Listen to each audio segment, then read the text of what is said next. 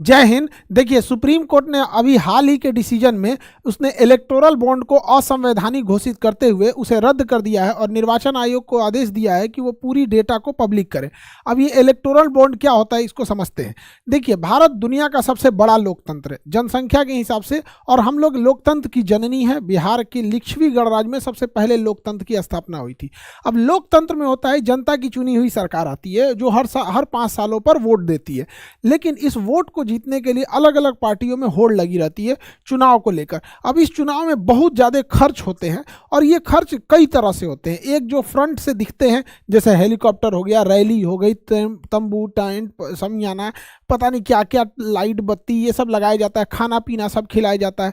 कुछ ऐसे भी खर्च होते हैं जैसे डिजिटल खर्च होते हैं, अखबार में ऐड देना, बड़े बड़े होर्डिंग्स लगाना, पर्चियाँ बांटना, मोबाइल पे मैसेजेज करना, गाड़ियों वगैरह से अनाउंसमेंट करना। इसके अलावे अंडर द टेबल भी बहुत लोग पैसे खिलाते हैं। कभी कहीं मुर्गा चावल चलता है, कहीं कुछ शराब वराब पी के लोग, मतलब पैसा शराब बांट के भी लोग वोट मांग लेते हैं। तो कई तरह के ऐसे खर्च होते हैं यहाँ पे। तो ये तो इलीगल खर्च है, लेकिन इन खर्चों को जो सरकार दिखाती है कि हमने ये खर्च किए, इस खर्चे के लिए राजनीतिक पार्टी कोई बिजनेस तो करती नहीं, कोई ड्यूटी तो करती नहीं है। तो उन्हें क्या होता है, फंड की जरूरत होता है, चुनाव की जरूरत होती है। तो राजनीतिक पार्टियों को चंदा दिया जाता है। यहाँ यह चंदा हर देशों में चलता है, जब तक कि ये एक रूल रेगुलेशन के अंडर में रहे तब तक ही चलता है। कोई आदमी है जिससे लगता है उसकी विचारधारा की पार्टी है, उसे पैसा दे देता है, किसी के पास ज़्यादा है किसी का कम, अपने हिसाब से फंड देते हैं और इसी फंड के हिसाब से वो अपने डेली के खर्च को निभाते करते हैं। जैसे देखते हैं किसी एक पार्टी वाला हेलीकॉप्टर से जाता होगा तो पार्टी फंड से ही सारे पैसे जाते होंगे, कोई चार्टर्ड प्लेन से जा रहा है, ये सारे पैसे पार्टी फंड से जाते हैं। तो पार्टी के पास फंड ज़्यादा रहता है। अब इसमें क्या होता था कि फंड में एक समस्या ये होती थी कि अगर कोई किसी को फंड देता था तो उसमें ब्लैक मनी बहुत ज़्यादा होता है। जैसे किसी के पास टैक्स का पैसा है, टैक्स नहीं दिया है, अब वो कैश ले जाके कहीं पे पार्टी में दे देता था, तो उसमें क्या होता था कि वो कैश का बहुत ट्रांजैक्शन ज़्यादा होने लगा। तो इसी को देखते हुए 2018 में इलेक्टोरल बॉन्ड लाया गया।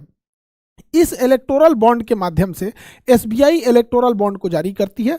कोई भी व्यक्ति एसबीआई के कुछ फिक्स शाखाओं में जाके, ब्रांचेज में जाके इलेक्टोरल बॉन्ड खरीद सकता है। ये जो रसीद दिख रही है यही इलेक्टोरल बॉन्ड है। इस इलेक्टोरल बॉन्ड पे कुछ भी नहीं लिखा रहेगा कि कौन खरीदा है, किस पार्टी को देगा। जिसके पास ये आ गया, ये चलता फिरता डिमांड ड्राफ्ट की तरह है। यहाँ पर जैसे मोबाइल का रिचार्ज होता है ना, जो खुरुच लिया जिसके पास वो नंबर है, रिचार्ज करके निकल जाएगा, उसी तरह से ये भी था, एक तरह का कूपन था। जो खरीद लेगा इसको और राजनीतिक पार्टी को दे दीजिएगा, वो इसको कैश करा लेगा। किसके अकाउंट से आया, किसको गया, किसी को नहीं पता, बट एसबीआई को पता रहता था। यही था इलेक्टोरल बॉन्ड सिस्टम। इसमें इलेक्टोरल बॉन्ड जो थे, इसके यही हो गया आपका इलेक्टोरल बॉन्ड, यही एसबीआई ही जारी कर सकती थी। ये साल में हर 3 महीने पे जारी किया जाता था, 1 से 10 जनवरी के बीच में, 1 से 10 अप्रैल के बीच में, 1 से 10 जुलाई के बीच में, 1 से 10 अक्टूबर के बीच में। साल में हर 3-4 महीने पे 10-10 दिन के लिए इलेक्टोरल बॉन्ड के लिए खुलते थे शाखाएं एसबीआई में। कितने का इलेक्टोरल बॉन्ड ले सकते थे? 1000 का ले सकते थे, 10,000 का, 1 लाख का, 1 करोड़ का। अब जैसे किसी को 5 करोड़ का देना है तो 5 को बॉन्ड ले लेगा 1 करोड़ वाला, तो इस हिसाब से बॉन्ड ले सकता था। देखिए, 15 दिन के अंदर यह बॉन्ड जब वो खरीदता था तो उसके 15 दिन के अंदर, डेट जो रहता था उसका, 15 दिन के अंदर वो राजनीतिक पार्टी को दे देना होता था और राजनीतिक पार्टी अपनी अकाउंट में इसको कैश करा लेती थी। अगर 15 दिन क्रॉस हो गया तो ये पीएम केयर फंड में चल जाएगा। न पीएम केयर फंड का किसी को पता है कि कहाँ पैसा जाता है, कहाँ नहीं, सरकार किधर खर्च करती है। हालांकि सरकार अपने ऑडिट से बाहर रखी हुई पीएम केयर फंड को, और इस राजनीतिक पार्टी को भी नहीं पता चलता था। तो जैसे ये रूल आया तो इसमें एक चीज़ तो अच्छा था कि इसमें कोई भी व्यक्ति जो इलेक्टोरल बॉन्ड खरीदेगा उसे अपना आधार, पैन यानी केवाईसी देना होगा। तो केवल एसबीआई को पता रहेगा कि किस आदमी ने ये लिया है। कोई भी व्यक्ति अगर वो पैसा चंदा खरीद लेता है तो इलेक्टोरल बॉन्ड से दे देता है। इससे एक फ़ायदा था कि कोई व्यक्ति किसे चंदा दिया ये पता ही नहीं चलता था, बस उसे इलेक्टोरल बॉन्ड से दिखता था। लेकिन इसमें कुछ गड़बड़ी धीरे धीरे आने लगी। कई सारे इसके नियम कानून थे इलेक्टोरल बॉन्ड का। जब ये 2018 में आया तो 2022 तक, क्योंकि 2023 का आंकड़ा अभी सरकार ने दिया नहीं है इलेक्टोरल बॉन्ड का, तो जब से स्टार्ट हुआ यानी 2017-18 के फाइनेंशियल ईयर से, और 2021 2023 का डेटा अभी सरकार नहीं दी है। इस दौरान लगभग 9,000 करोड़ का चंदा आया है। ये इंडियन एक्सप्रेस के हिसाब से ये उसका डेटा है, इंडियन एक्सप्रेस का। तो 9,000 करोड़ का जो टोटल फंडिंग आई इलेक्टोरल बॉन्ड से, जिसमें सबसे ज़्यादा फंडिंग बीजेपी की आई, अकेले लगभग 5,000 करोड़। सेकेंड नंबर पे कांग्रेस थी, उसको लगभग 1,000 करोड़ के आसपास, 952 के आसपास आई। तृणमूल कांग्रेस आई 700 750 करोड़ के आसपास।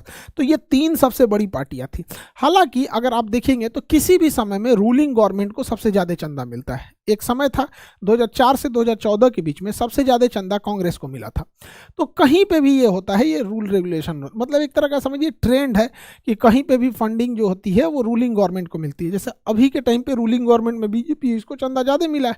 एक समय अगर कोई और पार्टी रूलिंग में आएगी तो उसे भी मिलेगा। लेकिन ये इतना पैसा इनके पास 5,000 करोड़, 950 करोड़, 750 करोड़, 650 करोड़, तो इतने पैसे किसने दिया ये कोई नहीं जान सकता था। और इन पार्टियों ने भी इस संशोधन का कोई विरोध नहीं किया क्योंकि सबको मिल रहा था। लेकिन उर्जित आर पटेल जो आरबीआई के गवर्नर थे, उन्होंने कहा था कि इससे ये एक तरह का समझ जाइए कि इससे ना मनी लॉन्ड्रिंग की समस्या उत्पन्न हो जाएगी। तो ये आरबीआई का कथन था, रिजर्व बैंक ऑफ इंडिया का। यहाँ पे एडीआर एक संगठन है, एसोसिएशन फॉर डेमोक्रेटिक रिफॉर्म। ये चुनाव में किस तरह से पारदर्शिता ला जाए उस पर यह काम करती है। उसने एक केस कर दिया सुप्रीम कोर्ट में कि इसकी गहन जांच हो जाए। वहीं निर्वाचन आयोग का भी कहना था कि इससे पारदर्शिता की कमी हो रही है, जनता को पता ही नहीं चल रहा है कि किस कंपनी ने किसे पैसा दिया।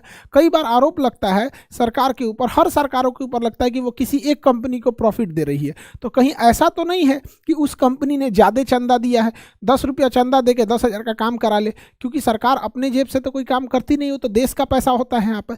तो इसी के लिए सुप्रीम कोर्ट में एक लंबी बहस चली थी। और सुप्रीम कोर्ट में एडीआर यहाँ पे प्रशांत भूषण और कपिल सिब्बल, ये सुप्रीम कोर्ट के बहुत सीनियर जज हैं। अमूमन देखेंगे कि गवर्नमेंट के जो भी केसेस वगैरह होते हैं वहाँ पे काफ़ी मतलब संवैधानिक, मतलब जो कोर्ट में है काफ़ी गवर्नमेंट के क्रिटिक भी रहे हैं ये लोग। तो एक लंबा केस चला यहाँ पर सुप्रीम कोर्ट में, और सुप्रीम कोर्ट के सामने दलीलें रखी गई कि आखिर इस इलेक्टोरल बॉन्ड से क्या क्या लॉसेज होते रहे थे। तो देखिए, इसमें कुछ खामियां थी जिसे सुप्रीम कोर्ट ने समझा। इलेक्टोरल बॉन्ड में जो कंपनियां पहले क्या थी कि आप चंदा तभी दे सकते हैं, आपका जितना प्रॉफिट है उसके 7.5% से ज़्यादा आप चंदा नहीं दे सकते हैं। और हकीकत भी है कि भैया 7.5% कोई भी अपने प्रॉफिट का एक राजनीतिक पार्टी को चंदा दे दे, इससे ज़्यादा क्यों देगा। लेकिन इसमें कह दिया गया नहीं, आपको जितना मन है वो दे देना है। तो एक ये गड़बड़ थी कि भैया इतना काहे चंदा देंगे आप। दूसरा कि रेवेन्यू मतलब होता है कि टोटल आपने कितना सेल कर दिया, वो आपका प्रॉफिट नहीं होता है। रेवेन्यू जैसे कोई सब्जी वाला 100 रुपये बेचा तो 100 रुपये उसका रेवेन्यू है, 100 रुपये उसका प्रॉफिट नहीं है। तो पहले ये था कि रेवेन्यू का 10% ही आप चंदा दे सकते थे, इसमें कह दिया गया नहीं जितना मन दे दीजिए यहाँ पे। तो यहाँ तक तो समझ में आता है कि भैया हाँ प्रॉफिट में है, रेवेन्यू में है तो चंदा दे रहे हैं। हद तब हो गया जब इलेक्टोरल बॉन्ड के माध्यम से लॉस मेकिंग कंपनी भी चंदा देने लगी। अरे भैया तुम लॉस में हो, तुम क्यों चंदा दे रहे हो। तो बड़ा गचपच होने लगा यहाँ पर।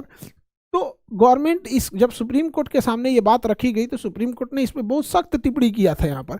इसके अलावा एक और चीज़ था कि पहले भारत में कोई भी विदेश से चंदा नहीं दे सकता था। अब आप कल्पना कीजिए कि चाइना के पास बहुत पैसा है, चाइना अगर किसी भारत के राजनीतिक पार्टी को करोड़ों रुपए दे दे चंदा के रूप में और उसके पसंद की यहाँ सरकार बन जाए, तो वो सरकार भारत की रहेगी लेकिन वो इशारा चाइना का रहेगा। इसलिए भारत में ये बैन लगाया गया था कि कोई भी विदेश से चंदा नहीं ले सकता है। लेकिन इलेक्टोरल बॉन्ड में एक समस्या थी कि कोई भी विदेश की कंपनी, यहाँ मदर कंपनी है, वो अपनी एक छोटी सी कंपनी इंडिया में डाल देगी। इसे हम लोग सेल कंपनी या डॉटर कंपनी कह देंगे, सब्सिडरी कहिए या सेल कंपनी कहिए। अब ये चाइना से डायरेक्ट चंदा नहीं आ सकता, अब यहाँ से इस पार्टी में, इस कंपनी में चंदा आएगा और ये कंपनी फिर इंडिया में चंदा दे सकती है अलग अलग राजनीतिक पार्टियों को। ये तो बहुत चिंता का विषय है। इलेक्टोरल बॉन्ड के माध्यम से ये पॉसिबल था। तो ये सारी चीज़ों को सुप्रीम कोर्ट के समक्ष जब रखा गया तो सुप्रीम कोर्ट ने सरकार से पूछा। सुप्रीम कोर्ट के 5 संवैधानिक जजों की पीठ ने पूछा था। देखिए, सुप्रीम कोर्ट का रूल है, जब भी कोई संवैधानिक मामला जाएगा जिसमें संविधान में बनाए गए, संसद द्वारा पारित किसी विधेयक को बदलना हो या कोई संविधान में चेंजिंग करना हो, तो उसे संवैधानिक पीठ कहते हैं। इसमें कम से कम 5 जज होने चाहिए। ज़्यादा से ज़्यादा आप 3400 जज को बैठा दीजिए, उससे बहस नहीं, लेकिन कम से कम 5 जज होना चाहिए।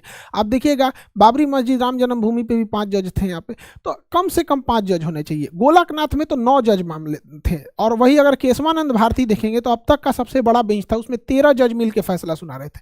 तो यहाँ 5 जजों की खंडपीठ थी और 5 जजों की संवैधानिक पीठ को लीड कर रहे थे खुद भारत के मुख्य न्यायाधीश DY चंद्रचूड़ नियुक्त कर रहे थे। तो उन्होंने सरकार से पूछा कि आपकी क्या मजबूरी है, इससे तो कोई करप्शन कम नहीं हो रहा है। तो इन्होंने कहा कि ठीक है, इससे करप्शन ये है कि कम हो रहा है कि कैश का लेन देन नहीं हो रहा है। तो सुप्रीम कोर्ट ने कहा कि करप्शन को दूर करने के और भी रास्ते हैं, आखिर जनता को क्यों नहीं दिया जाएगा इसकी जानकारी। तो सरकार के दो मुख्य दलील थे।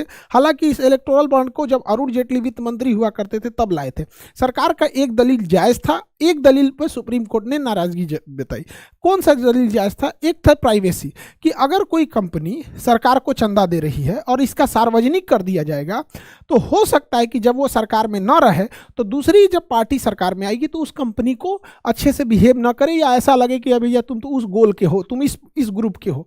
तो ये सरकार का दलील भी ठीक था कि आप चंदा दे रहे हैं, सार्वजनिक अगर हो जाता है तो थोड़ा दिक्कत है। लेकिन फिर लोकतंत्र का मतलब क्या होता है, पारदर्शिता का मतलब क्या होता है, उस हिसाब से तो हर कंपनियों को अपना सब कुछ लोड करना पड़ता है वेबसाइट पे कि कितना प्रॉफिट आया, कितना लॉस आया, क्या हुआ। तो वो भी कह सकती हैं कि तो हमारा भी तो दिक्कत होगा भैया, लोगों को लगेगा ये कंपनी डूबने वाली है, हम क्यों अपलोड करेंगे। तो होता है ना ये चीज़ों को। कोई कंपनी घाटे में गई, कैसे आपको पता चला? क्योंकि उसने नेट पे अपलोड किया MCA के साइट पे। तो सरकार का भी कहना था कि इसको लोड करना होगा यहाँ पर। दूसरा, सरकार ने जो दलील दी थी कि जनता की जो राइट टू इंफॉर्मेशन का अधिकार है, जानने का अधिकार है, वो सीमित है, हर मामला जनता क्यों जानेगी। तो सरकार ने कहा, सुप्रीम कोर्ट ने कहा कि यह कोई राष्ट्रीय सुरक्षा से जुड़ा मामला नहीं है कि जनता को नहीं बताना है, या कोई कॉपीराइट पेटेंट या कोई वैज्ञानिक उपलब्धि नहीं है कि जनता को ना बताएं क्योंकि ये पूरी तरह फैल जाएगा। ये तो जनता के द्वारा चुनी गई सरकार कहाँ से पैसे ला रही है उसकी जानकारी है।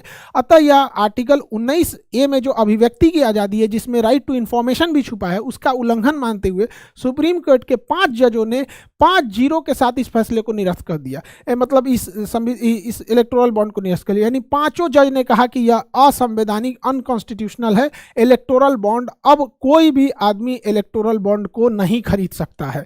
इलेक्टोरल बॉन्ड पे प्रतिबंध लगा दिया गया। और सुप्रीम कोर्ट ने कहा SBI को कि तुम्हारा जितना लोग आज तक इलेक्टोरल बॉन्ड खरीदा है तुम्हारे यहाँ से, ये सबका डाटा तुम निर्वाचन आयोग को सौंपो। सबका डाटा निर्वाचन हो। तो कहा कि अब हम कैसे सौंपेंगे? तो कहा गया देखो, हर इलेक्टोरल बॉन्ड पे कुछ सीरियल नंबर होता है। वो सीरियल नंबर जो इंसान खरीदने गया था वो अपना KYC का मतलब होता है know your customer. KYC, know your customer, अपने कस्टमर को पहचानो। तो पैन आधार तो आपस में लिंक होते हैं। उस हिसाब से आप बताइए, आपको 3 सप्ताह से 4 सप्ताह का समय दिया जाता है। आप इस चीज़ को डिसीजन लीजिए कि आप सारा डाटा दीजिए। और 13 मार्च तक का समय दे दिया सुप्रीम कोर्ट ने निर्वाचन आयोग को कि आप ये सारा डेटा सार्वजनिक कीजिए। तो 13 मार्च के बाद देखना होगा कि जब ये डेटा सार्वजनिक आएगा तो जो बड़ी बड़ी कंपनियां हैं, कौन कंपनी किसको चंदा दी है, ये पूरे देश को सामने समझ में आ जाएगा। हालांकि लोकतंत्र के लिए ये चीज़ें जो है, ये किसी पार्टी के पक्ष या विपक्ष की बात नहीं है, यह देश के पक्ष की बात है। क्योंकि देखिए, कोई ज़रूरी नहीं कि सत्ता में कौन पार्टी है कौन पार्टी नहीं है। हमेशा संविधान और कानून ऊपर होना चाहिए। क्योंकि अटल बिहारी वाजपेयी का भी कहना था कि सत्ता आएंगे, सरकारें आएंगी और सरकारें जाएंगी, लेकिन देश रहना चाहिए। तो यह फैसला किसी पार्टी के पक्ष में नहीं है, ना ही किसी पार्टी के विपक्ष में, बल्कि यह फैसला भारत के पक्ष में है। और सुप्रीम कोर्ट ने यह बहुत बड़ा डिसीजन लिया है। तो आई होप आप इस डिसीजन को समझे होंगे। और नीट के बच्चे जो हैं वो तैयारी बढ़िया से कर रहे होंगे। आप लोग के नीट का जो 60 दिन का क्रैश कोर्स था, हिंदी इंग्लिश दोनों मीडियम वालों के लिए वो स्टार्ट है। और CUET वाले बच्चे, सबसे कम टाइम आप लोग को मिलता है। अगर बेहतर यूनिवर्सिटी में जाना चाहते हैं तो आपको CUET का एग्जाम देना ही पड़ेगा। ये CUET का भी आपका 28 फरवरी से स्टार्ट हो जाएगा। CUET नीट वाला बैच तो आपका स्टार्ट है। इसमें बेहतरीन ढंग से मेहनत करिएगा। आप लोग 60 दिन के अंदर जितना भी पढ़े हैं उसको ब्रशअप करके बेहतर ढंग से कर लीजिएगा आप लोग यहाँ पर। और रेलवे ALP वाले बैच का बच्चे, आप लोग के लिए रेलवे ALP और टेक्नीशियन का बैच स्टार्ट हो गया है। 499 एकदम मिनिमम फी है आप लोग का। और वो बैच ऑनलाइन चल भी रहा है। दरोगा वाले बच्चे, आप लोग को शुभकामनाएं। 25 तारीख को आप अच्छे से एग्जाम दीजिए। और नेक्स्ट जो दरोगा आ रहा है उसके लिए भी आप लोग तैयार रहिएगा, उसमें भी बेहतर ढंग से तैयारी कीजिएगा। जिनका इसमें हो जाएगा उनको बहुत बहुत शुभकामनाएं। जिनका नहीं होगा, दोबारा आप लोगों को आना है और तैयारी करके बेहतर ढंग से अपने सफलता को जाना है। आई होप आप पूरे टॉपिक को समझे होंगे। मिलेंगे नेक्स्ट क्लास में। जय हिंद।